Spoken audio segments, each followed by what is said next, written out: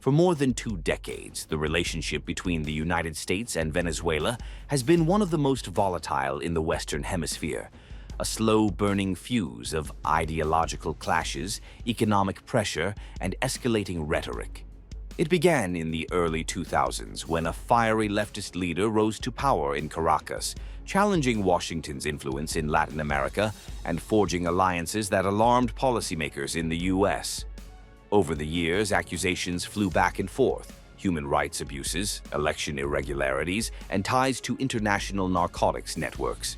Washington responded with layered restrictions, first on arms sales, then targeting individuals, and eventually broadening to choke key sectors of the Venezuelan economy.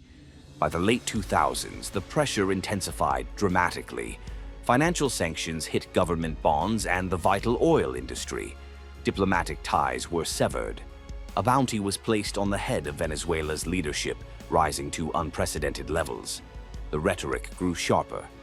Talk of a military option echoed from the White House, repeated over years as crises deepened: hyperinflation, mass migration, and political standoffs that drew in global powers.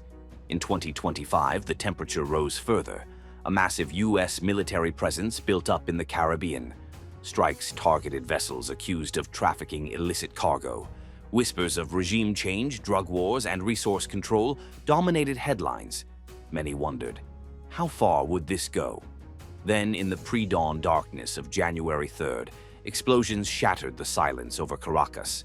In a stunning operation, U.S. forces conducted airstrikes across the capital and surrounding areas, and announced the capture of President Nicolás Maduro and his wife, Celia Flores. They were swiftly extracted from Venezuelan soil.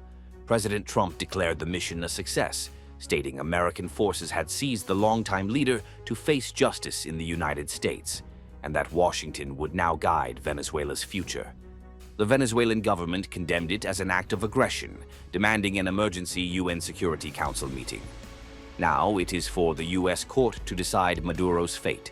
But it is also for you to decide whether the sanctions imposed by the U.S. were responsible for the decaying economical, socio-political conditions, or was it just Maduro's flawed intentions, as Trump suggests? Was Maduro acting or responding to America's actions?